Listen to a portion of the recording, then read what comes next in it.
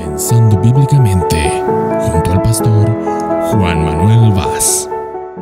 Porque hoy vamos a hablar de lo que viene después del juicio. Y después del juicio hay dos destinos.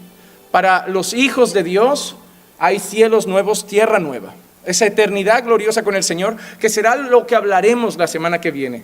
Esa tierra nueva. Y eso también será muy importante. Porque he hablado con algunos hermanos, tanteando lo que hay en sus mentes, y muchos creen que nos iremos casi como que a otro planeta. Y sostengo que la Escritura enseña que va a ser aquí. Y algunos ahí se asustan porque dicen, uy, eso es lo que enseñan los testigos de Jehová. Pero nosotros tenemos que tener una cosa clara. No todo lo que enseñan las malas religiones es malo. La Iglesia Católica enseña la Trinidad, y cuando hablamos de la Trinidad no decimos, ay, es que lo enseñan los católicos.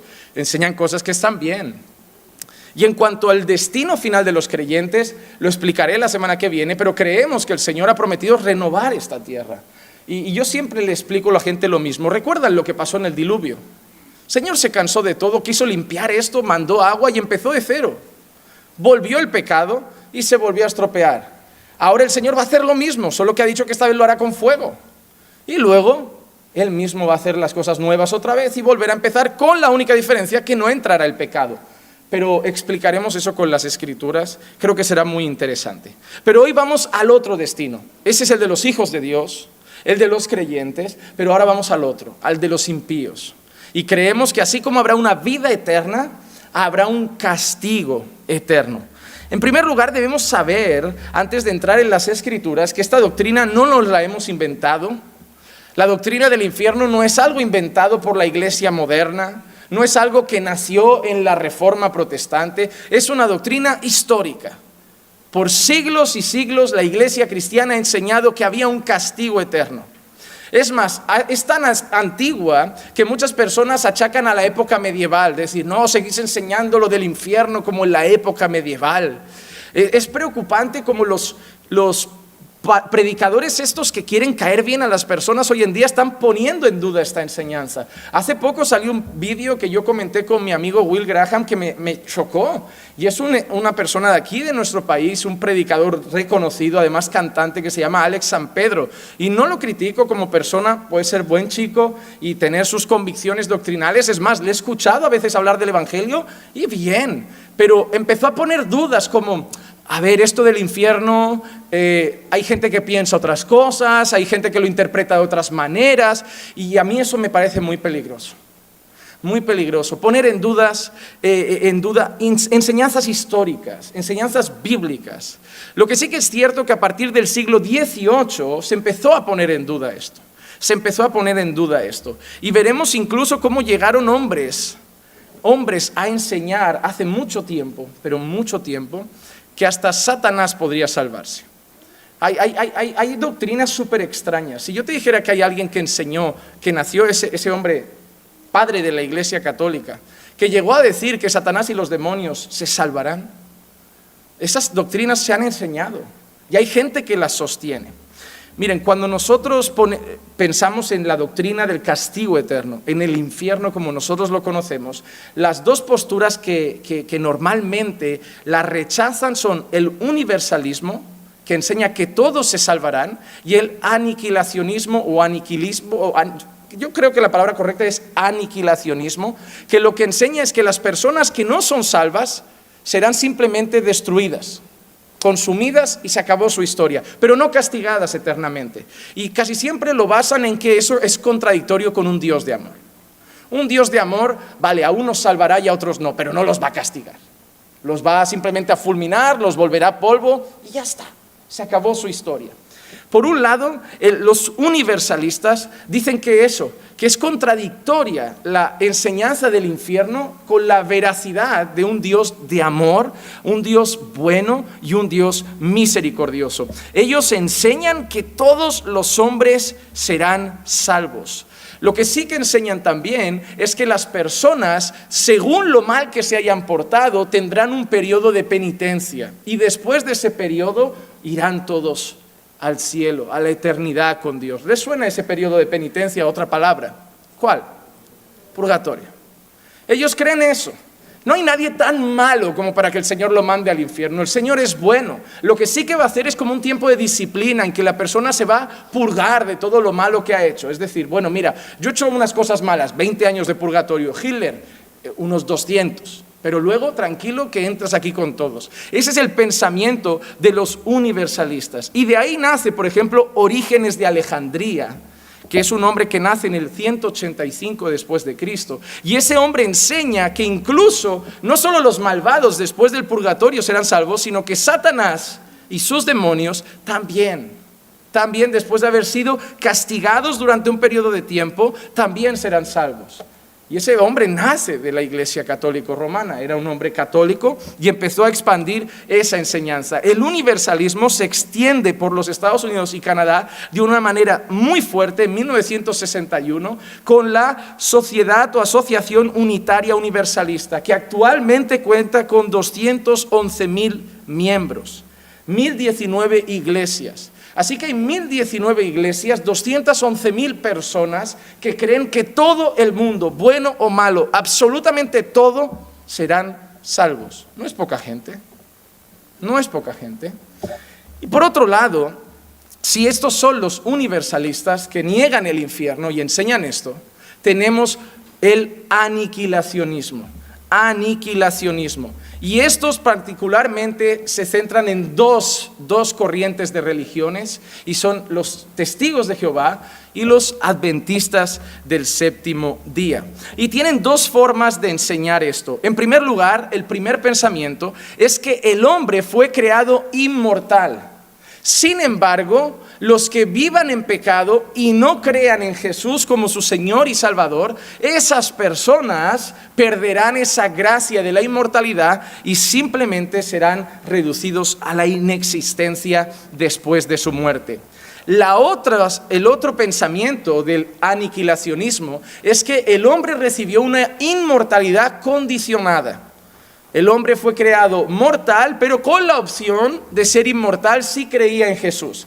Es decir, el hombre en sí ha creado para vivir y morir y dejar de existir, solo que si has creído en Jesús has recibido inmortalidad, has recibido vida eterna.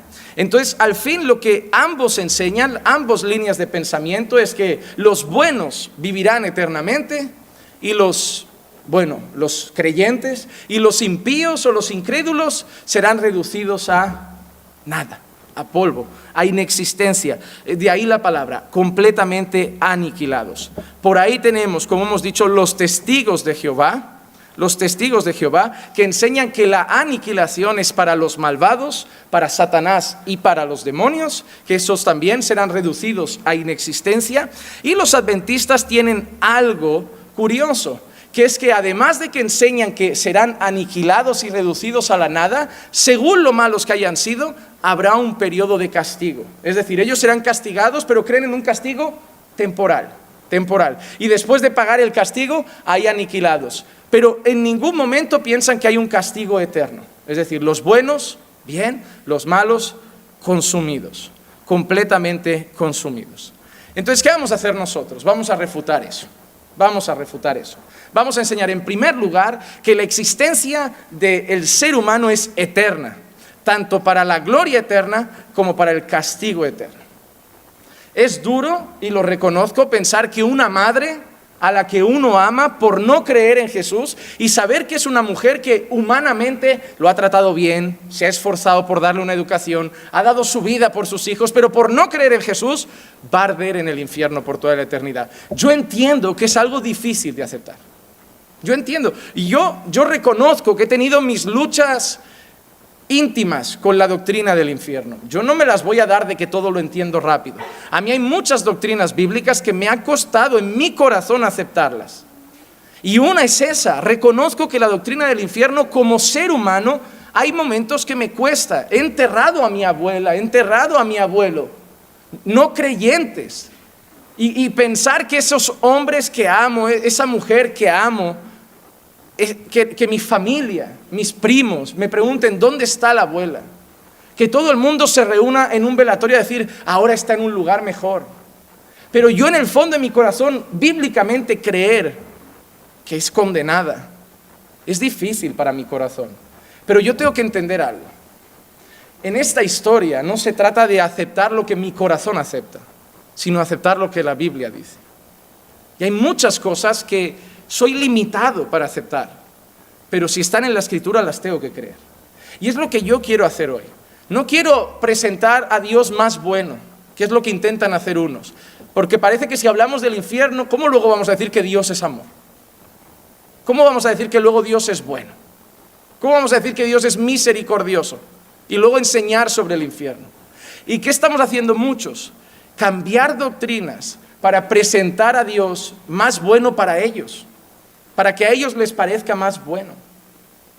Por ejemplo, ¿qué le cuesta mucho a la gente aceptar de la doctrina de la elección incondicional? No, Dios es injusto. ¿Cómo que tiene un pueblo escogido? Entonces, ¿qué hacemos? No, eso no puede ser, porque entonces Dios no es bueno, porque entonces Dios no es justo. Y el problema es ese, cuando nosotros queremos volver más bueno a Dios, como que Dios, la gente piensa que es malo y nosotros queremos cambiarlo para que la gente lo vea bueno.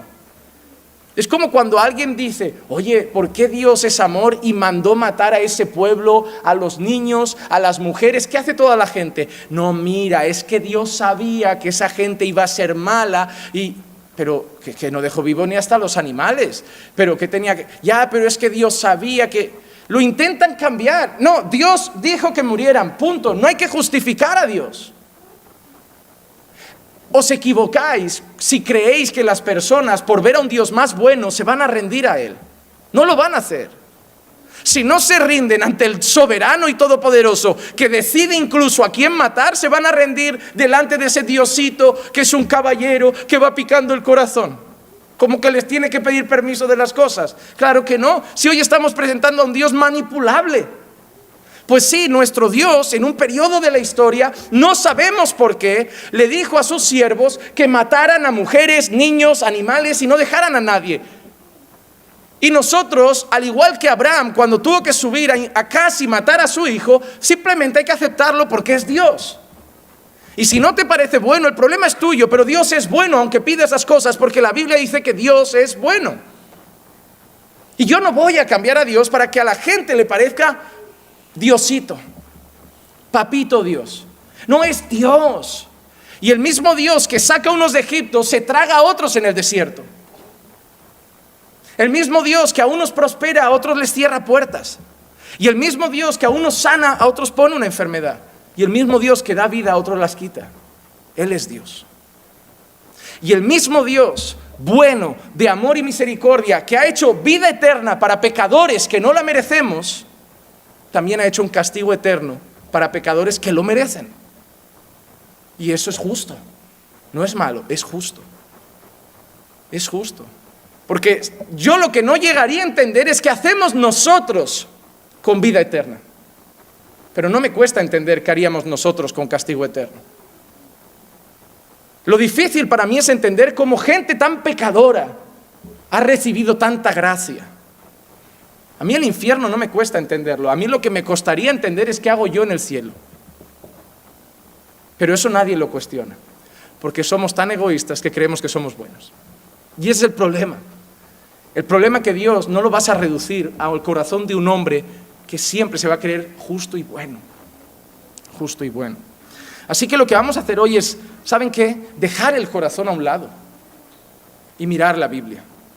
Y a lo que diga la Biblia le diremos amén, aunque sea difícil. Porque de eso se trata la palabra de Dios. Porque es bonito decir amén cuando la palabra dice, yo estaré con vosotros todos los días hasta el final. Amén. Pero también hay que decir amén cuando dice, el que quiera venir en pos de mí, niéguese a sí mismo, tome su cruz y sígame. Amén. No hay que decir amén a las verdades que nos gustan. Hay que decir amén a toda la palabra de Dios. Toda la palabra de Dios. Y es curioso, y seguro que lo han escuchado más veces, que la persona que más habló del infierno es precisamente el Dios de amor hecho carne, Jesucristo. La persona que más menciona el castigo eterno, el fuego eterno, es Jesús. Y si nuestro Dios de amor y misericordia, que se hizo carne y murió por nuestros pecados, habló del castigo eterno, nosotros también debemos hacerlo. Empecemos, por ejemplo, con el Sermón del Monte. Mateo capítulo 5, versículo 22. Pero yo os digo que todo aquel que esté enojado con su hermano será culpable ante la corte. Y cualquiera que diga raca a su hermano será culpable delante de la Corte Suprema. Y cualquiera que diga idiota será reo del infierno de fuego. Reo del infierno de fuego. Y sí, todavía no he entrado en el tema de eterno. Hasta ahí yo podría llegar a pensar como los testigos de Jehová, yo podría llegar a pensar como los adventistas, un castigo, está bien, también lo creemos, bien, perfecto. Todavía no dice nada de eterno, llegaremos. Pero Jesús ya está hablando de un infierno de fuego, de un infierno de fuego. La traducción en griego de esto es ten gehenan tou piros. Y de ahí muchos le dirán, es que la palabra infierno es una palabra original que viene de la palabra Gehenna, que no significa... Ellos van a decirle muchas cosas, pero vamos a ir a las Escrituras. Sigue hablando Jesús en Mateo 5, versículos 29 y 30. Y si tu ojo derecho te es ocasión de pecar, arráncalo y échalo de ti, porque te es mejor que se pierda uno de tus miembros, sino que todo tu cuerpo sea arrojado al infierno. De nuevo la palabra Gehenna. Y si tu mano derecha te es ocasión de pecar, córtala y échala de ti, porque te es mejor que se pierda uno de tus miembros y no que todo tu cuerpo se vaya al infierno. De nuevo la palabra Gehenna. Esa palabra Gehenna se dice y originalmente viene de una palabra aramea que es Gehinom. Y esa palabra Gehinom la van a ver en sus Biblias como la palabra Valle de Hinnom. Y más bien lo van a ver como Ben Hinnom. Era un valle del Antiguo Testamento. Era un valle del Antiguo Testamento. Era un valle que se utilizaba en los tiempos del rey Acaz, en los tiempos de Acaz y Manasés, donde muchos padres israelitas echaban al fuego y sacrificaban a sus hijos al dios Moloc. Y digo dios entre comillas, al falso dios Moloc. Segunda carta de Reyes, capítulo 16 y versículo 3 dice: sino que anduvo en el camino de los reyes de Israel y aún hizo pasar a su hijo por el fuego, conforme a las abominaciones de las naciones que el Señor había arrojado delante de los hijos de Israel. Segunda de Reyes 21:6. Hizo pasar por fuego a su hijo, practicó la hechicería, usó la adivinación y trató con medium y espiritistas. Hizo mucho mal ante los ojos del Señor, provocándole a ira. Ven, hay un tiempo en el que se menciona que esos hombres israelitas hacían pasar a sus hijos por el fuego. Tiempos de terrible idolatría, donde la gente sacrificaba a los ídolos. Hace tiempo estábamos viendo una serie ambientada en tiempos antiguos, y antiguos digo 120 años, 100 años con Clisia, y nos damos cuenta del poco valor que tenían antes los hijos. Hoy a los hijos se les mima mucho, como cachorritos, demasiado, pero en aquel tiempo era el otro extremo. En aquel tiempo era el otro extremo. Veíamos incluso como gente tenía hijos y los quería tener para el campo. Eran sus trabajadores, eran hombres que tenían tierras, gente pobre, que no tenía dinero para trabajadores, para hacer todo, y tenían hijos. Y los hijos desde pequeño a las vacas, al campo, y para ellos eran trabajadores. Los niños madrugaban, no daba igual los estudios, no se preocupaban de estudios. Solo quería gente que trabajara las tierras y pudieran comer y pudieran vivir. Y la verdad es que antiguamente los hijos tenían poco valor para algunas personas, poco valor. No se les mimaba, se les consideraba algo que había que criar, educar y preparar, pero no algo que había que mimar. Es más, habla de tiempos antiguos y encuentra tú un hombre que dijera te quiero a un hijo. Los hombres antiguamente es que los hijos no lo relacionaban con cariño y muestras de afecto. Y yo creo que está mal, obviamente, creo que hay que tratar a los niños con cariño, afecto, lo necesitan. Pero yo creo que el problema es que estamos entrando en los extremos. Por ejemplo, el machismo. Hemos tenido tiempos machistas. Nadie puede negar que nuestra sociedad ha sido machista. Y en cierta manera habrá gente que todavía lo es. Y las mujeres han sido muy maltratadas y se las han prácticamente esclavizado y tratadas prácticamente como objeto, como empleadas, sin ningún valor, solo para reproducir y dar placer y cuidar de la casa. Pero ¿a dónde hemos ido? Otra vez, a los extremos. El ser humano ve un error y pasa al otro extremo. No, los niños han estado muy maltratados. Vamos al otro extremo, ahora extremadamente mimados. En el colegio los niños trataban de usted a los profesores. Y sí, se les trataba mal. Los profesores te pegaban, te daban unos castigos que te ponían a lo mejor con los brazos abiertos aguantando libros de cara a la pared. Y tú, ahí, y tú dices, vale, no creo que haya que hacerle eso a un hijo. Pero ¿a dónde nos hemos ido? Ahora son los profesores los que van al psiquiatra para coger una baja por depresión porque les hacen bullying los niños. Los insultan, se burlan, se ríen. Y yo creo que desde pegar al estudiante hasta que el estudiante pega al profesor, yo creo que hay un punto medio donde se le puede tratar de usted con educación y el profesor no tomar medidas violentas. Y yo creo que del machismo a donde la mujer era una esclava, al feminismo donde se la empodera, hay un punto medio donde está el orden de Dios. El problema del ser humano es que somos tan pecadores que vamos de una cosa mala a una peor. Pero nunca haremos la buena, nunca. Y en este tiempo eran malos tiempos, tiempos de idolatría. Los niños se entregaban a Moloch, se les pasaba por el fuego. Tenías un hijo y ¿para qué servía? Uy, las cosechas no van bien, vamos a quemarlo, a ver si el año que viene crece más trigo. Era así, ya tendremos otro. Ese era el valor de un hijo. Era tiempo de tremenda idolatría. Eso no era la voluntad del Señor. Y había un valle donde se hacían esas cosas. Y de eso vemos Jeremías 32-35. Y edificaron los lugares altos de Baal que están en el valle de Ben Hinnom, para hacer pasar por el fuego a sus hijos y a sus hijas en honor de Moloch, lo cual no les había mandado, ni me pasó por la mente que ellos cometieran esta abominación para hacer que Judá pecara. Ven, ahora ha salido el nombre, Ben Hinnom. De ahí viene esa palabra aramea que es Gen Hinnom, que se traduce en griego como Gehenán y que nosotros traducimos en español como Gehenna. Y es la que se ha ido traduciendo en nuestras Biblias en español como infierno. Pero que este lugar, la palabra infierno, venga de la palabra Gehenna, que era un sitio donde se quemaba literalmente y se fulminaba el cuerpo de niños entregados y sacrificados a Moloch, no significa que el castigo no sea eterno, solo que se ha usado ese lugar y esa palabra para referirse al castigo eterno. Todavía no hemos dicho nada de eterno y todavía pueden tener razón, pero vamos a seguir leyendo.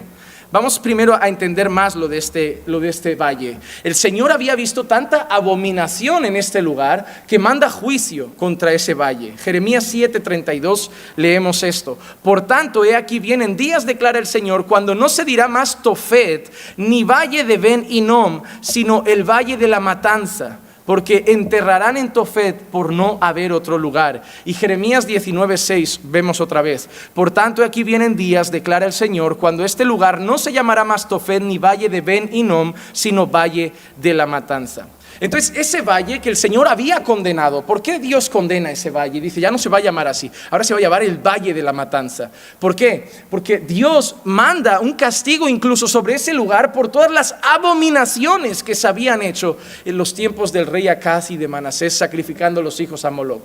Entonces, cuando Dios empieza a tratar ese lugar como un lugar de castigo, como un lugar donde el Señor ha puesto el ojo con desprecio, es la palabra que empiezan a usar en el Nuevo Pacto, en el Nuevo Testamento, para referirse al castigo eterno.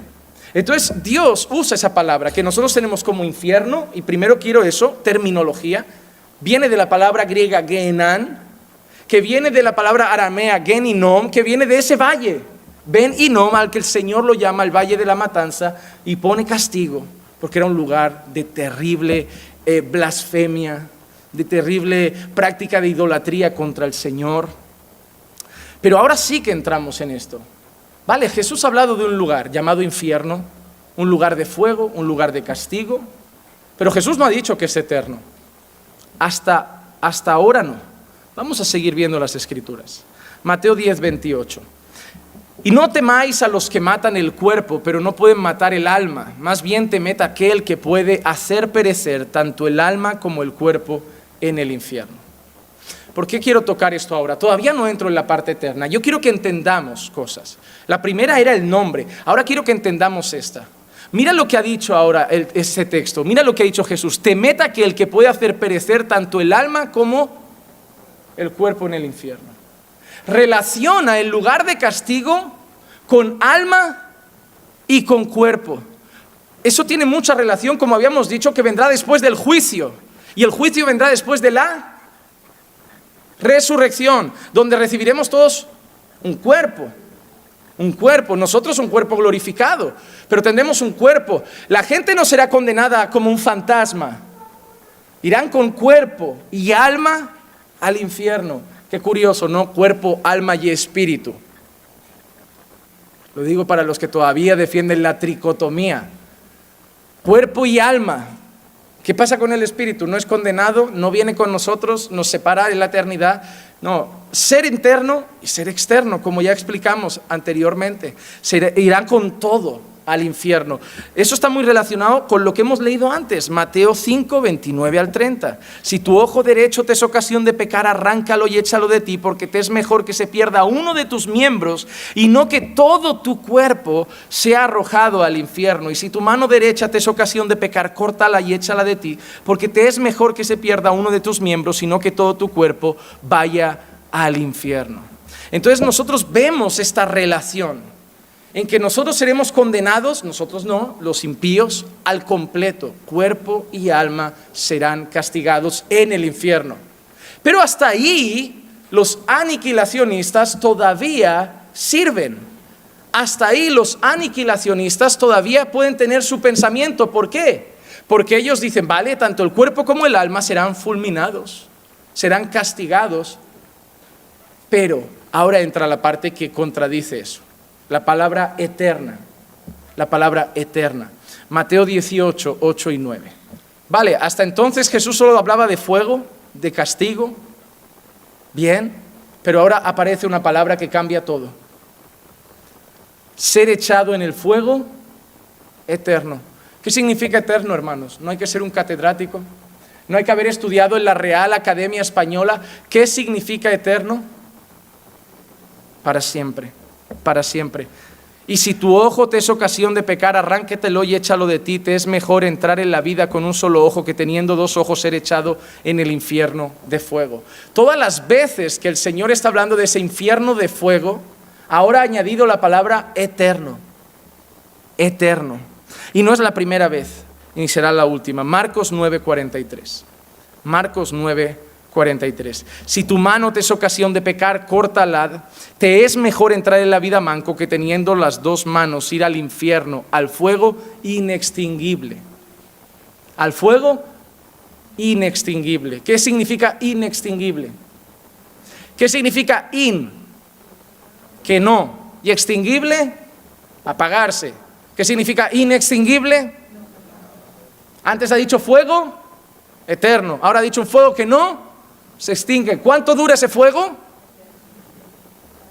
Parece que no va a ser un breve tiempo de castigo. Parece que no va a ser algo que acabe al momento la gente, sino que van a estar en un lugar donde hay un fuego que durará para siempre. Y estas palabras, algunos pensarían, bueno, Jesús ha querido enseñar algo, esto es una enseñanza nueva. Esto está en el Antiguo Testamento. Hermano, nada en la Biblia es nuevo. No es como que el Señor hizo el Antiguo Testamento y para los judíos y para nosotros el Nuevo y el Antiguo nos sirve. El Señor se ha ido revelando a lo largo de la historia. Deben entender el concepto de revelación progresiva. Revelación progresiva. El Señor se ha ido revelando al hombre a lo largo de la historia. El Señor puso un tiempo sacerdotes, pero todo apuntaba a un sacerdote mejor que era Cristo. El Señor hizo un tiempo holocaustos y sacrificios, pero todo apuntaba a un sacrificio mejor que era Cristo. El Señor hizo cosas que todo apuntaba a Cristo. Dio un tabernáculo que apuntaba a Cristo. Todo apuntaba a Cristo. Llevó un libertador a Egipto, que era Moisés, pero apuntaba a un libertador mayor que era Cristo. Dio un rey como David que mató a un gigante Goliat, pero que siendo un pastor de ovejas apuntaba a un pastor mucho mayor que acabaría con un enemigo mucho más grande, que era el pecado y la muerte, apuntando a Cristo. El Señor se ha ido mostrando a lo largo de la historia al ser humano, a nosotros. Y el tema del infierno no es algo que dice Jesús solamente. Isaías, a mí me gusta mucho este pasaje, Isaías 66:24 dice: y cuando salgan verán los cadáveres de los hombres que se rebelaron contra mí, porque su gusano no morirá, ni su fuego se apagará, y serán el horror de toda la humanidad. Vuelve a decir lo mismo, y su fuego no se apagará. Y su fuego no se apagará. Antes ha dicho Jesús que era un fuego inextinguible. Ahora dice que es un fuego que no se apagará, que no se extinguirá. Jesús no está inventando nada. Isaías ya está empezando a hablar de un castigo que tiene que ver con un fuego que no se va a apagar. Así que hemos visto el término infierno, hemos visto también ahora el sentido de la eternidad. Hemos visto que tiene relación con la resurrección final porque va a ser una condenación de cuerpo y alma. Y ahora vamos a ver la descripción de ese lugar. Ya hemos dicho que es eterno, así que el tema del aniquilacionismo no nos vale. Ya hemos visto que hay condenados, así que el tema del universalismo no nos vale. Y ahora además vamos a ver cómo describe ese lugar, un lugar de tormento. Un lugar de tormento. Y hermanos, yo quiero que pensemos en este sitio. Porque seguramente tienes seres queridos que pueden ir ahí mañana. Eso es lo difícil de esta doctrina. Yo no sé tu madre, tu padre, tu hermana, hijos, que si murieran hoy, estarían ahí. Claro, a mí me encantaría pensar, no, vale, mi madre no se ha salvado, pero acabó, ya está. Simplemente no tiene más historia. Pero, ¿cómo pensar en una madre gimiendo en un lugar de castigo eterno? Y que al mismo Dios de amor al que yo cantaré es el que ha dispuesto ese lugar. Claro, si me preguntas, ¿es justo? Sí lo es. Sí lo es. Si me preguntas, ¿tenía la opción de salvarse? Sí. ¿La quiso? ¿Me duele? Sí. ¿No querría creer en eso? No. Querría no enseñarlo y hablar solo de la tierra nueva para los creyentes. Y ojalá poder creer como adventistas o testigos de Jehová que los malvados solo desaparecerán. Me encantaría. O incluso me encantaría decir, ¿sabes qué? Yo me voy con Cristo a un lugar aburrido como muchos piensan y el infierno va a ser como muchos creen Las Vegas, un lugar de pecado, ¿no? Que muchos lo pintan como un lugar donde habrán prostitutas, casinos y un montón de cosas. Pero la Biblia no lo describe así. Mateo 13, 41, 42 es un texto que a mí me parece, me apasiona. El Hijo del Hombre enviará a sus ángeles y recogerán de su reino a todos los que son piedra de tropiezo y a los que hacen iniquidad, y los echarán en el horno de fuego. ¿A qué lugar se refiere otra vez? Dice, allí será el llanto y el crujir de dientes. Y esta expresión, que la vemos, por ejemplo, Mateo 25, 30, y al siervo inútil echadlo en las tinieblas de afuera, allí será el llanto y el crujir de dientes. O Mateo 22, 13, entonces el rey dijo a los sirvientes, atadle las manos y los pies y echadlo a las tinieblas de afuera, allí será el llanto y el crujir de dientes. Esa expresión, llanto y crujir de dientes, ¿qué piensan que es? ¿Qué le viene a la mente, hermanos? Terror, ¿qué más? Dolor, lamentación, ¿qué más?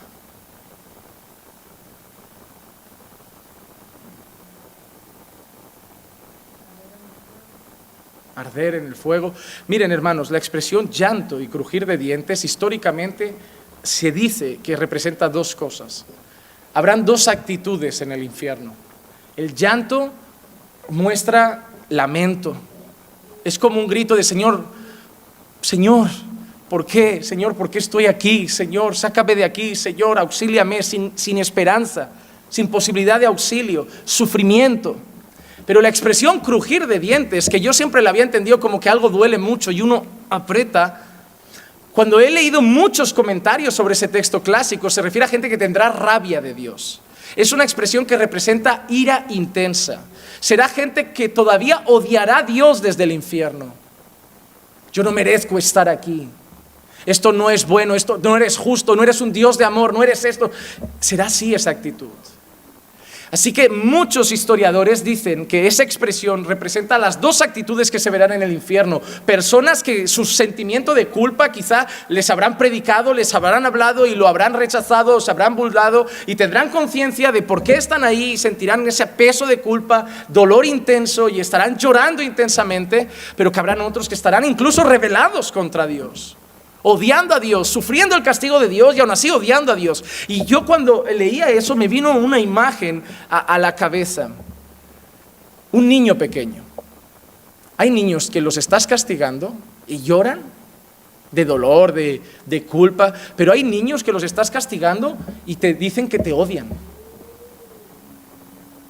Los corriges y los castigas, se giran y te dicen, te odio. En cuanto pueda me largo de casa. En cuanto pueda te meto en un asilo. Y yo creo que esas son las dos actitudes. Los niños son ese reflejo. Hay niños que lloran como me lo merezco, sollozando, y es justo, y me callo, y ya se le pasará el enfado a papá. Pero hay otros que se rebelan más. Te dan un portazo después de ser castigados y odian más al padre por haberlos castigado, porque siguen pensando que no lo merecen. Que papá es injusto, que papá es un tirano, que papá es malo. Pero papá lo hace por su bien. Entonces, esas son las actitudes que habrán. El tormento será grande. El tormento será grande. Entonces, hermanos, nosotros tenemos que entender que ese lugar es bíblico. Un lugar de castigo, eterno, lleno de dolor, lleno de quebranto, lleno de gente sollozando, lleno de gente sufriendo, lleno de gente irada.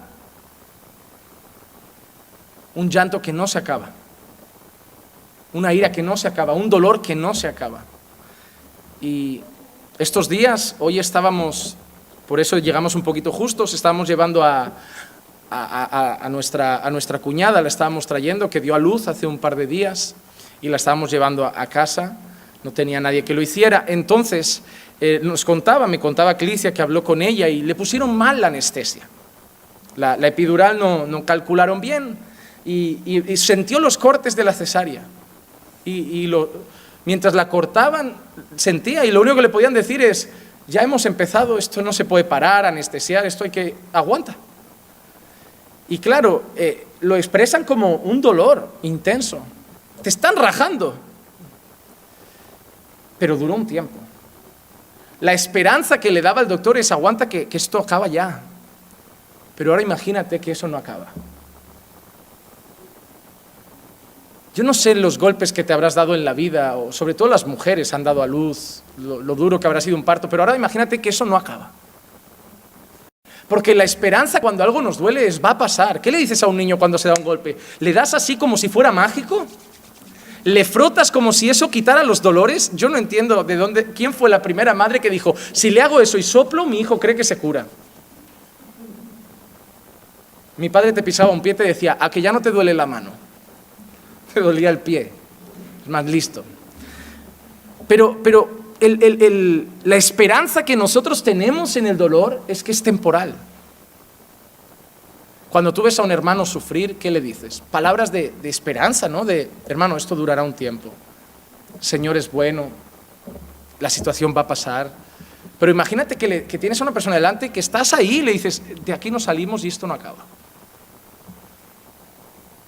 Porque la palabra eterno no significa 100 años, 1000 años, 2000 años, 10.000 años. Significa levantarte un día y otro día y otro día. Bueno, no levantarte, ahí no habrá esto, pero sin cesar. Un dolor intenso. Y te aseguro que será peor que los dolores de parto. Yo he visto películas, escenas de mártires, documentales, de gente siendo quemada. Y yo veo que sufren. Tanto que yo en mis oraciones siempre le digo al Señor cómo me gustaría morir. Tengo esa manía mala, porque tengo temor no a la muerte, sino a algunas muertes. Digo, Señor, si puede ser que no me despierte, y ya, bien. Pero Señor, ni ahogado, ni quemado. Porque cada vez que veo escenas de gente que o se ahoga, o se quema, yo sufro de verlo. me falta el aire viendo cómo el otro se ahoga. Y yo digo, Señor, ahogado no, ahogado no. Por eso cada vez que me falta, ya con la mascarilla esta, pues esto ya me agobia mucho. Pero me imagino a esa gente quemada, piel deshaciéndose, eternamente, eternamente. Y es ahí donde yo entiendo que muchos digan, es que eso no es un Dios de amor. ¿Dónde está la misericordia? Yo es lo que le digo a todo el mundo. ¿Por qué no preguntas dónde está la justicia? ¿Por qué no preguntas dónde está la santidad? Porque es de un Dios de amor, porque todos deberíamos estar ahí. Y muchos no estaremos. Esta enseñanza no solo debería movernos a predicar, sino nos debería mover a cantar. Porque yo no voy a ir allí. Y además, si eres como yo, que creo en la seguridad de la salvación, estoy seguro que no voy a ir. No vivo con ese miedo de algunas religiones y denominaciones de, ¿y si la he perdido hoy? ¿Y si hoy viene Jesús? ¿Y si me pilla medio chueco? ¿Y si me pilla mal? ¿Y si...? No, yo me voy para allá, yo soy salvo. Con mis defectos, con mis caídas y mis tropiezos, pero Dios me ha salvado. Y cada día voy luchando por agradarlo más. Yo no me voy a ir al cielo porque no voy a caer. Si no, no iría nadie. ¿Saben que me duele cuando veo esos creyentes que se ponen cargas que Jesús no pone? Mucha gente se cuestiona su fe por fallar cuando Jesús ha dicho que vamos a fallar.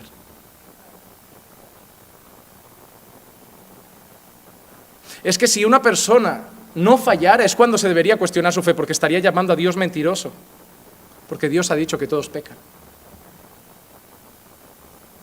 Si yo llegara al cielo y dijera, Señor, yo estoy aquí porque me lo he ganado, porque mira, desde que me bauticé, ese fue el día del cambio. Desde ahí ni un pecadito más. Blanco como la patena he llegado. Se me va a decir, nos hemos equivocado con este, tíralo para abajo. No, yo voy a llegar allí de rodillas. ¿Saben la escena de Apocalipsis de esos ancianos que cogen las coronas y la tiran al suelo? Eso es lo que haremos. Toma tu corona. No, mi corona, yo no me merezco esto. Tómala, de vuelta. Yo me tiro al suelo porque yo he venido aquí para adorarte.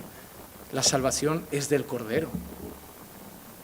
Yo no vengo aquí con un cartel de me he ganado una corona. Yo vengo aquí con un cartel de me habéis regalado una corona. Yo no vengo aquí con un cartel de soy un campeón. Vengo aquí con un cartel soy un pecador redimido. Pero eso no me da motivo para estar tirándome al lodo. Pero cuando caigo, como todos, no me quiero suicidar, no me quiero volver al mundo, lloro, me quebranto, me arrepiento, me postro, me sacudo el polvo y me vuelvo a levantar. Y le digo al Señor, lo voy a volver a intentar. Sé que voy a fallar, pero voy a intentar aguantar un día más. Y ahí cuando caigo, me vuelvo a levantar. ¿Cuántas veces? Hasta el final. Porque la garantía no es que llegaré perfecto, la garantía es que llegaré. Y Él me va a ir perfeccionando. Pero yo cuando veo esta enseñanza y veo mi pecado y veo que la Escritura dice que allí van los que pecan, yo merezco ese lugar. Pero cuando veo que mi pecado, por gracia y mediante la fe en Cristo, ha pasado a Jesús, y ese lugar ya no es para mí, sino que es un lugar mucho mejor, como veremos la semana que viene, yo tengo ganas de cantarle cada día. Y cuando alguien me dice, ¿tú por qué obedeces al Señor? Nunca me oiréis decir, porque tengo miedo al castigo eterno, sino porque soy agradecido por la vida eterna. Yo no estoy aquí por miedo a Dios. Yo no voy a practicar la religión del autocondenarme, tengo miedo al castigo eterno y por eso voy a vivir la vida más correcta. No, es agradecimiento. Agradecimiento. Porque todo lo que se hace por miedo no dura, hermano, no dura mucho. Porque el miedo tarde o temprano se va. Un hijo lo intimidas unos años, cuando cumple 18 te da un portazo y se va de casa. Si tú haces que tu hijo te obedezca por temor, Cuando tenga 18 ya verás cómo se vuelve. Te saca una cabeza más fuerte que tú más viejito, ya no te tiene miedo. Un hijo tiene que aprender a obedecer a sus padres por amor, por honra, no por miedo. Por eso cada vez que veo un padre que lleva a su hijo recto, pero como con esa mirada que ves al hijo con miedo del padre, yo pienso, cuando crezca verás que no va a ser así. Y dirás, ¿qué ha pasado con mi hijo? Que ha crecido y ya no te tiene miedo. Todo lo que hacemos por miedo se acaba. Pero lo que nos hace avanzar y avanzar y avanzar es el amor. ¿Por qué seguimos luchando por nuestros matrimonios? Por amor a la otra persona. ¿Por qué seguimos cuidando a nuestros hijos? Por amor. ¿Por qué no desistimos de nuestros hijos aunque caigan en rebeldía? Por amor. ¿Por qué seguimos caminando con el Señor? Por amor. ¿Por qué seguimos perdonando a los hermanos? ¿Porque les tenemos miedo? Puedo cambiar de iglesia y cada uno por su lado. ¿Pero por qué sigo viniendo al mismo sitio? Por amor. Lo que nos mueve a seguir haciendo las cosas que debemos hacer es el amor.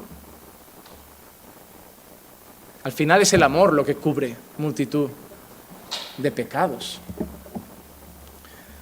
Así que, hermanos, dos destinos: vida eterna y castigo eterno.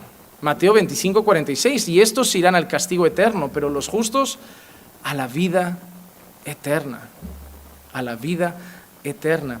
Hermanos, toda la Biblia también menciona eso, vida eterna. Juan 3:16, porque de tal manera amó Dios al mundo que dio a su Hijo unigénito para que todo aquel que cree en Él no se pierda, mas tenga vida eterna.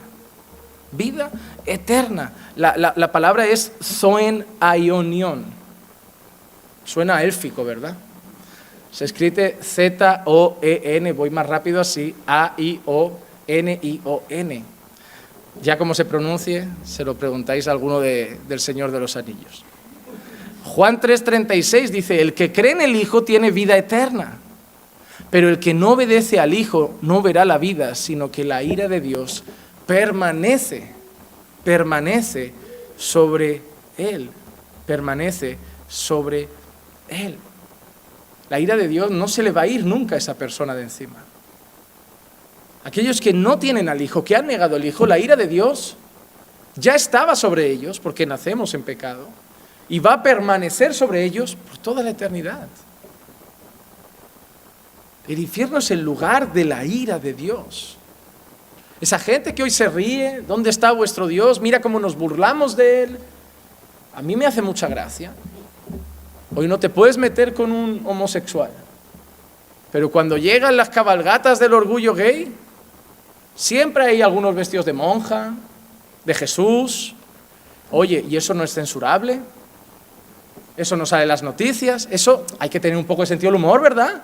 Pero hazte un chiste donde digas un mariquita, una lesbiana y nada más que te viene medio mundo encima, homófobo y de todo. Hermano, hay una cosa que deben saber. Nosotros vamos a ser siempre los apestados de esta tierra.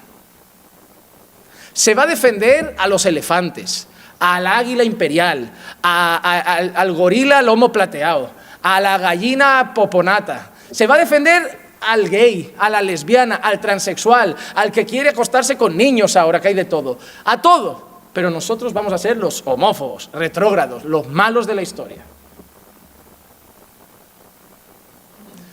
Se muere una persona de color en Estados Unidos y medio mundo revolucionado. No me ha parecido nada más estúpido que una foto que me han mandado hoy de unas personas blancas pidiendo perdón por ser blancas, esposados con la cabeza agachada delante de manifestantes con un cartel que ponía lo sentimos por ser blancos. Lo hacían de verdad, pero a mí me sonaba cómico. Digo, ¿tengo que pedir perdón por ser blanco ahora porque muchos blancos hayan sido racistas? ¿Tengo que pedir también perdón por ser hombre porque muchos hombres han pegado a sus mujeres? El mundo está raro, hermano. Pero se mataron a 2 pastores esta semana en Nigeria, a un hombre y su mujer embarazada de su 9º hijo, que han dejado 8, a metralletas, y eso no va a salir en las noticias. Y hace 3 meses, una iglesia también en un país africano, con todos dentro, 35 personas, cerrada por fuera y quemada, y eso no sale en las noticias. Porque si son cristianos no importa, pues son los malos. Porque al final el mundo está mal porque los cristianos somos, parece que nos ven a todos la cara de la Santa Inquisición. Parecen que creen que seguimos quemando brujas, ahorcando a los pelirrojos y ahogando en el río a los zurdos. Parece que somos así. Porque solo dices, la homosexualidad es pecado y te tildan de odio. ¿Por qué? Porque cuando he hablado de que el hombre es cabeza, incito al odio contra la mujer. Porque cuando hablo de que la mujer no puede ser pastora, incito a un mensaje machista. Porque cuando digo que la homosexualidad es pecado, incito al odio. Porque a lo bueno le llamarán malo y a lo malo le llamarán bueno. Y te digo una cosa, cuando alguien me dice, qué rabia, ¿no? Digo, si crees que a mí lo que me preocupa es que si una página de Facebook monetiza o no monetiza, esto se va a complicar. Esto va a llevarnos a la cárcel. Y yo no sé si lo voy a vivir yo o la próxima generación, pero esto va a pasar. Va a llegar un día de que aquí en Europa y al ritmo que vamos, te digo yo que creo que lo veré. Entonces nos va a prohibir mencionar temas de homosexualidad, infierno y cosas así en el púlpito. Y pastores tendrán que pagar multas y al final irán presos. Y debemos estar firmes en la fe, hermanos. Yo sé que hay muchos muy tranquilos diciendo, nosotros no pasaremos las peores cosas de la tribulación. Yo les diría, estén firmes. No vaya a ser que nos pille en medio. Porque yo no sé qué están esperando, pero las cosas no están asomando muy buenas, ¿eh? No lo están. Ya nos censuran. Ya nos censuran. ¿Tú sabías que para tener cualquier cosa, asociación aquí, los locales te los pone el gobierno? Asociación de ayuda al movimiento LGTB, gratis, no, toma, subvención. Asociación de esto, subvención. Asociación para drogadictos, subvención. Mezquitas también subvencionadas. Iglesia católica no paga un duro. Es más, por muchos años aquí en España se han llevado de nuestros impuestos. Pero tú dile que vas a abrir una iglesia cristiana nuestra. Y paga más que un prostíbulo de impuestos. Te dicen libertad religiosa en España. Libertad, cuando vas a preguntar aquí en España las normas para abrir un centro de culto, te dan normas que son imposibles de cumplir. Tiene que tener esto. Es que no hay locales así. Ay. Son listos. Te dicen que hay libertad cumpliendo las normas, pero te dan unas normas que no se pueden cumplir apenas. Y por eso te tienes que ir a ciudades donde puedes cumplirlas. Tarde o temprano vamos a tener que empezar a estar escondidos. No falta mucho. Pero eso, después de leer esto, no es nada. Cualquier deuda, prisión o actitud de marginar a la iglesia que tenga este mundo no es nada comparado con lo que este mundo que nos odia va a recibir en la eternidad.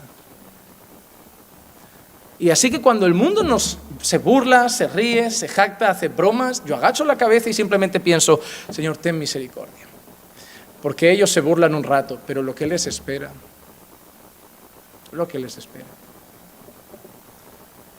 A nosotros nos podrán tirar piedras como a Esteban, pero cuando Esteban estaba muriendo lo que vio fue el trono.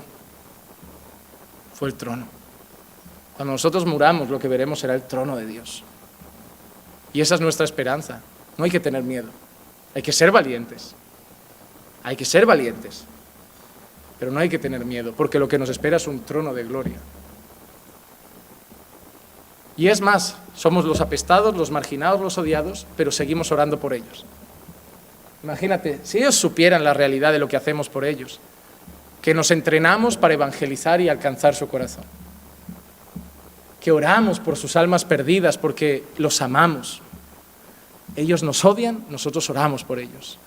Ellos quieren que nos muramos, nosotros queremos que se salven, pero nos van a odiar. Porque lo que el mundo odia es una palabra que Jesús trajo a este mundo y que Jesús es. Lo que el mundo odia es la verdad. Vivimos en un tiempo donde no se puede decir la verdad.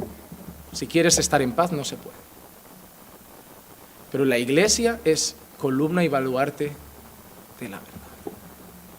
Somos llamados a proclamar la verdad, aunque nos cueste la vida, como muchos en otros países. Pero lo blanco es blanco y lo negro es negro. Lo pecado es pecado y lo profano es profano y lo impío es impío y lo que está bien y lo que está mal está mal. Esto no es todo relativo, según cómo se mire, hay pecado y no pecado. Hay condenación eterna y hay salvación eterna. Nosotros tenemos un regalo maravilloso, Juan 10:28.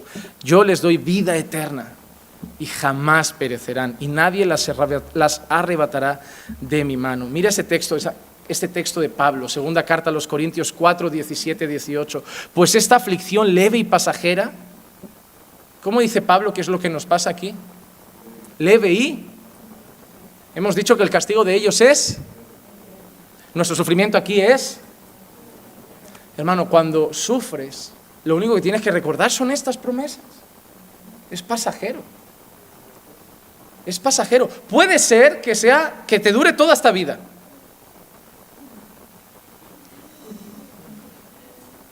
Dios no ha prometido quitarte las cosas en un día, en un mes, en un año. Y eso es algo que a alguno no le gusta. Uy, pastor, esa parte ya no me gustó. Me gusta más lo del lloro dura una noche y la alegría viene por la mañana. Nos encantan esos versículos cuando alguien llora por la noche. Lo peor es cuando te lo encuentras llorando por la mañana también y dices tú, ¿ahora qué hago? Este texto igual lo he dicho fuera de contexto. Hermano, puede ser que nos dure toda esta vida. Hay mujeres que van a estar casadas con un impío que no se va a convertir y no van a tener un matrimonio feliz nunca. ¿Sabían eso? Pero no se van a divorciar porque va a ser malo, pero no la vas a engañar, no la va a maltratar, no va a haber motivo más que me agobia. No ora conmigo, no es cari, pero es tu marido. Y van a estar ahí y soñarían con tener otro matrimonio y otra cosa, pero van a estar ahí sufriéndolo. El problema es que hoy esto lo dices a los cristianos, no, ¿cómo que una mujer cristiana tiene que estar aguantando? Bueno, hay algunos que van a aguantar un jefe maleducado toda la vida. La Biblia habla de eso. Y dice que lo suframos para la gloria de Dios. Dice que eso haya gracia ante los ojos de Dios cuando sufrimos injustamente con jefes de ese tipo. A mí hay gente que me tilda de hacer que la gente sufra y sufra y sufra. Es que la Biblia habla de sufrir. Es que lo que yo no encuentro en la Biblia es ese evangelio que le dice a la gente, no sufras. Pero veo un evangelio que nos llama a sufrir como una promesa. Es más, cuanto más te acerques a Dios, más sufrirás. Mira lo que te digo. Lo digo por si ya te quieres ir alejando de Él. Por eso vas a ser de aquellos que me van a decir, pastor, en el mundo se está mejor. Sí, la Biblia ha dicho que aquel que quiera vivir piadosamente sufrirá. En el mundo te va a ir mejor, temporalmente. Porque pensarás como ellos, te portarás como ellos, tendrás los noviecitos como ellos, fornicarás como ellos, te drogarás como ellos, te emborracharás como ellos, bailarás reggaetón como ellos y te gustará Maluma como a ellos. ¿Vale? ¿Te va a ir mejor? Claro que te va a ir mal cuando todas tus amigas tengan un rollo y tú les digas, yo me quiero aguantar para el matrimonio. ¡Ja! Es lo que hay. Se van a burlar de ti, se van a reír de ti, te van a poner motes. Pero vas a sufrir por causa de Cristo. Piensa en aquellos que son quemados, ahorcados, de ti se burlan. ¿Y no aguantamos eso? ¿Qué vamos a hacer si nos ponen un rifle en la cabeza? Y si no aguanto burlas, si no aguanto la presión del trabajo. ¿Y qué harás cuando te pongan un rifle y te digan, niega a Jesús o muere? ¿Qué harás entonces si no aguantas una burla? Cuanto más santo vivas, menos encajas. Y cuanto menos encajas, más presión hay sobre ti. Yo pasé de ser el que todo le daba igual al hijo que ahora todo le molesta. Todo está mal.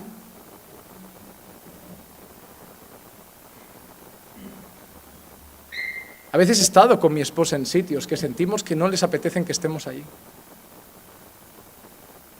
Y cuando son desconocidos es una cosa, pero cuando es familia. Tú sabes que es llegar a un sitio y sentir que la gente que, como que eres su familia y dice, tienen que estar. Pero luego llegas y es como, nos corta el rollo. Y tu corazón se rompe en 1000 pedazos porque dices, yo te amo, pero ya no caminamos en el mismo. Y eso con el mundo da igual, pero ¿y una madre?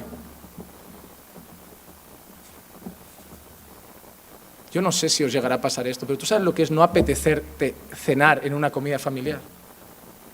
Porque estás incómodo en tu propia familia. Escuchar bromas y tienes dos opciones, o poner cara de hipócrita y sonreír, o poner mala cara y decir que pase pronto, y al final vuelves a casa diciendo, qué triste, ¿no? Lo peor es que yo ahí disfrutaba, me subía en la mesa, movía el pañuelo, y ahora me siento como un pez fuera del agua. Pero es que Jesús lo dijo, he venido a poner padre contra hijo, hijo contra madre. Yo no vine a traer otra cosa, yo vine a traer espada. Hermano, eso es el Evangelio. El que no se predica hoy. Y por eso la gente se va desviando. ¡Ay, se desvió! ¡Ay, se desvió! Porque la gente no le han enseñado lo que va a encontrarse en el camino. Por eso yo creo que lo que hay que enseñar a la gente cuando llega a Jesús es el precio de seguir a Jesús. Está muy bien hablar de lo bonito que es Jesús, sí, te da una paz que sobrepasa todo entendimiento. Es tu roca, tu fortaleza, tu refugio, pero hay un precio. Y la gente debe escuchar eso. Es como cuando le dices a una pareja que se va a casar, solo lo bonito, no es la mejor decisión de vuestra vida, es precioso. Prepárales para lo malo. Hay días malos. Todos estos te dicen, yo nunca duermo en el sofá, mi mujer y todos han dormido en el sofá un día. O 2, o 3. Y si no tienen sofá, en el suelo. Algunos ni han dormido. Y eso es matrimonio. Y vas a tener un día de fiesta que va a parecer un cuento de hadas, le vas a poner hasta el zapato, vais a revivir la Cenicienta, pero un año después habrá un día que ella te va a tirar el zapato. Van a haber luchas. Os vais a fallar. Un día os vais a gritar. Van a haber días malos. Uy, entonces no me caso. Pero es lo que hay. Engañar a la gente y hacer que se sorprendan, yo creo que es peor. Es que a mí hay gente que me escribe y me dice, me voy a separar, no somos compatibles. Y digo, ni yo. Yo es que no he encontrado una pareja que lo sea. No conozco hasta hoy un matrimonio que los vea y diga, ¿qué pareja? Compatibles, almas gemelas. No se parecen nada. Pero van a estar juntos hasta el final. Con Jesús en el medio. Eso es matrimonio. Y la vida cristiana es súper complicada. Ay, pastor, es que ya no siento la presencia. Yo me he pasado a veces semanas sin sentir nada. Y no me voy a ir al mundo. Pero es que la Biblia no dice que yo viva por lo que siento, sino por lo que creo. Esto se trata de convicciones, no de emociones. Y a mí la palabra me dice que Él está conmigo. Es que no siento a Dios, pastor. Bueno, pero Él te dice que está. ¿A quién vas a hacer caso? ¿A tu corazón, que la Biblia dice que es engañoso, o a la palabra, que es la verdad? Entonces, ¿qué hago? Sin sentir no tiene gracia. Es que te has metido en esto porque tenga gracia. Es el problema. Que hemos vendido una vida cristiana llena de éxito, victoria, días bonitos, todas las enfermedades se curan, todo el paralítico andará y todo el ciego verá. Y de golpe mamá que tenía cáncer muere. Y yo hice un ayuno y oré y me subí a un monte y a lo alto de un rascacielos para orar desde más cerca del trono de Dios y ahí no pasó nada. Y Dios, en el mismo sitio que cuando te salvó y en el mismo sitio donde aquella mujer dio a luz un hijo. Porque Dios está en el hospital donde una mujer está dando a luz y está en el velatorio donde uno está enterrando a su hijo. Pero estamos presentando otro Dios y últimamente presentamos a uno que no castiga. Y por eso hay mucho cristiano que vive de cualquier manera también. Porque hay mucho cristiano que aunque no lo crea, vive como un universalista. Como si al final Dios nos vaya a meter a todos en el cielo, porque Él lo va a hacer grande. Y no es así. Hay gente que se va a ir al infierno. Hay gente que se va a ir al infierno. Nosotros tenemos una gran promesa, como leíamos. Esta leve tribulación pasajera nos produce un eterno peso de gloria que sobrepasa toda comparación. Al no poner nuestra vista en las cosas que se ven, sino en las que no se ven, porque las cosas que se ven son temporales, pero las que no se ven son eternas. Pero así como nosotros tenemos promesas eternas, también hay castigo eterno. Y como hemos dicho, hemos citado a Jesús, hemos citado a Isaías, y yo quiero concluir citando, por ejemplo, a Pablo. Segunda carta a los Tesalonicenses 1:9. Esos sufrirán el castigo de eterna destrucción. Y es muy curioso que ellos quieren torcer ese versículo. Los aniquilacionistas cogen eso y dicen, no es destrucción. La palabra significa aniquilado. Entonces, ¿cómo estás aniquilando algo eternamente? Te voy a estar haciendo polvo por toda la eternidad. Vas a ir desapareciendo poquito a poco eternamente. No. Lo que pasa es que esa palabra que ellos usan para justificar el aniquilacionismo es una palabra que tiene varios significados en la Biblia. Habla de castigo, habla de matar, también habla de perderse. Porque si no lo saben, hay palabras en la Escritura que en castellano son una y en griego significan 3 cosas. Por eso es importante estudiar cómo se interpreta la Escritura. Por eso les sigo animando a los que todavía no se han apuntado al curso que haremos en septiembre. A ser precioso, un sábado entero, para que aprendan a leer la Biblia. Imagínate. Pastor, yo llevo 15 años en el Evangelio y sigues haciendo preguntas. Y las vas a seguir haciendo. Pero el problema es que no puedes ponerle a Juan Manuel o a otros pastores el símbolo de Google en la cara. Pastor, ¿y eso? Yo voy a hacer lo mismo que tú. Voy a ir a Google, le voy a poner la pregunta de la hermanita. Hermana, te lo voy a escribir para que parezca que soy yo, pero esto no es un copiar y pegar de la página esta que es buenísima. El pastor sabe mucho, no, el pastor busca mucho. Yo no me las voy a dar de aquí, yo tengo todas las respuestas de todo. No, yo lo que pasa es que busco cada día durante horas y voy a seguir buscando toda la vida. Porque, como alguien dijo una vez, cuando yo me muera sabré una gota de este océano que es la revelación de Dios. Pero yo tengo que enseñarte a que tú sepas leerla. Porque a veces hacen preguntas que si lo leen despacio se las contestan solos. Y va a ser muy bueno, va a ser muy bueno. Entonces Pablo habla de un castigo de eterna destrucción, excluidos de la presencia del Señor y de la gloria de su poder. Pero Pablo no habla solo él. Segunda de Pedro 2:17 dice, estos son manantiales sin agua, bruma impulsada por una tormenta para quienes está reservada la oscuridad de las tinieblas. Y hasta ahí pues dices, vale, oscuridad de las tinieblas, pero otra vez no habla de eterno. Pero Judas 1:13, Judas solo tiene un capítulo, Judas 1:13 dice, son olas furiosas del mar que arrojan como espuma su propia vergüenza, estrellas errantes para quienes la oscuridad de las tinieblas ha sido reservada para siempre.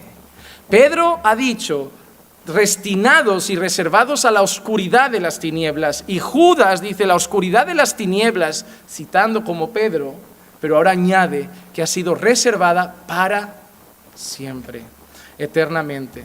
Judas también dice en el versículo 7, así también Sodoma y Gomorra y las ciudades circunvecinas, a semejanza de aquellos, puesto que ellas se corrompieron y siguieron carne extraña, son exhibidas como ejemplo al sufrir el castigo del fuego eterno. Y si no fuera suficiente, en el último libro que tenemos en el canon de las Escrituras, el libro de Apocalipsis, revelación directa de Jesucristo al apóstol Juan, exiliado en Patmos. Apocalipsis 14, 10 y 11. Él también beberá del vino del furor de Dios, que está preparado puro en el cáliz de su ira, y será atormentado con fuego y azufre delante de los santos ángeles y en presencia del Cordero. Y el humo de su tormento asciende por los siglos de los siglos. ¿Recuerdan qué significaba esa expresión? Por los siglos, de los siglos, de los siglos, de los siglos, eternamente. Y no tienen reposo, ni de día ni de noche, los que adoran a la bestia y a su imagen y a cualquiera que reciba la marca de su nombre. Apocalipsis 20:10 vuelve a decir algo. Y el diablo que los engañaba fue arrojado al lago de fuego y azufre, donde también están la bestia y el falso profeta. ¿Dónde fue arrojado el diablo? Ahí creo que patinó mucho Orígenes cuando dijo que hasta Satanás y sus demonios serían salvos.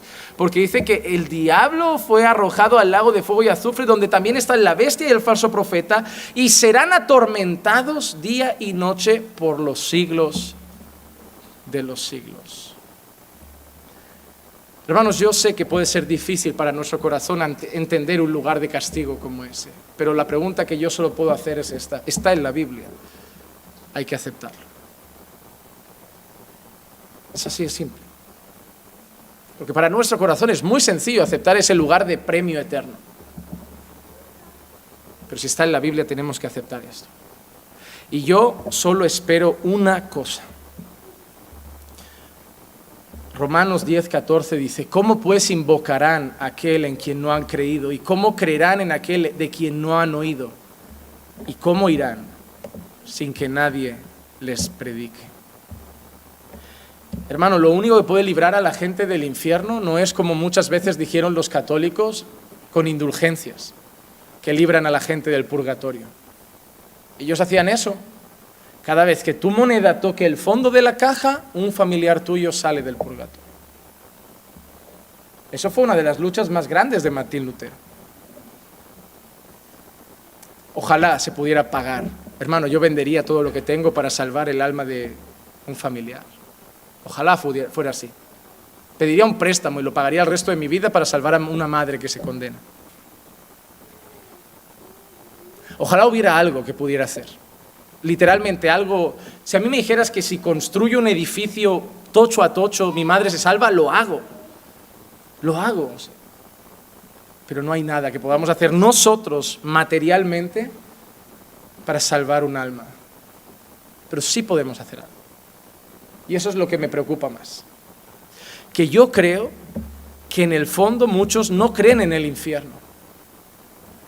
Hoy me dirán que sí, pero luego vivirán como si no. Porque muchos de nosotros seremos capaces de estar mañana comiendo con nuestra familia que se va a ir allí y nos vamos a mirar a otro lado y no les hablaremos de Jesús.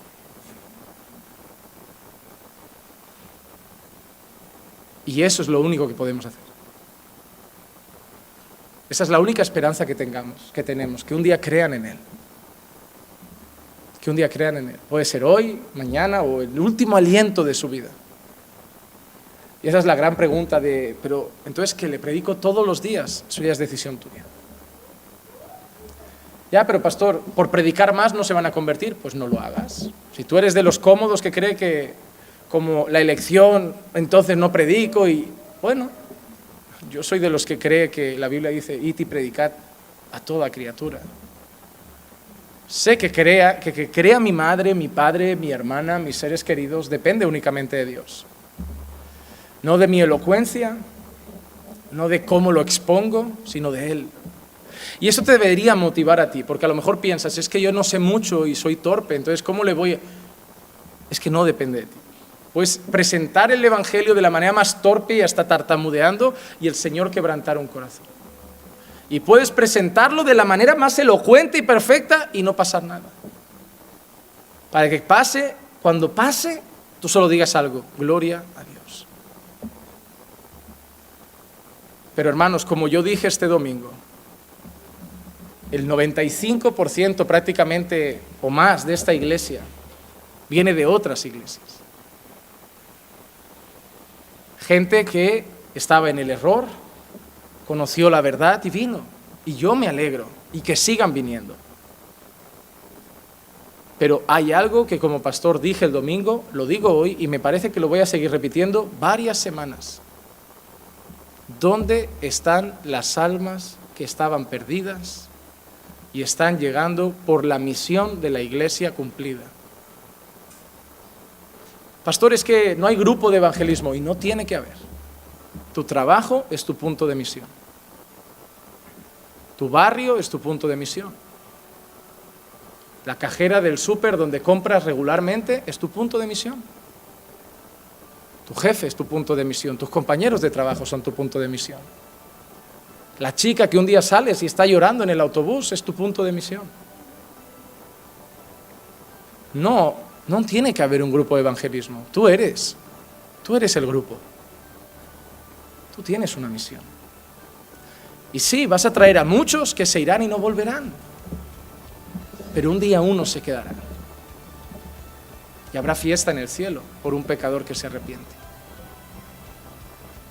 Y no pienses solo en tu familia, tú invita, trae. Y confía que el Señor va a ir salvando pecadores. Porque te salvó a ti, hermano. Recuerda quién eras antes de Jesús. Y te salvó a ti. ¿Qué no hará con los que te rodean? Si Jesús nos salvó a nosotros, puede salvar a cualquiera. Vamos a ser ese vehículo para que este lugar de tormento veamos a muchos que no llegan allí, sino que llegan a Cristo. Amén. Pensando bíblicamente, junto al pastor Juan Manuel Vaz.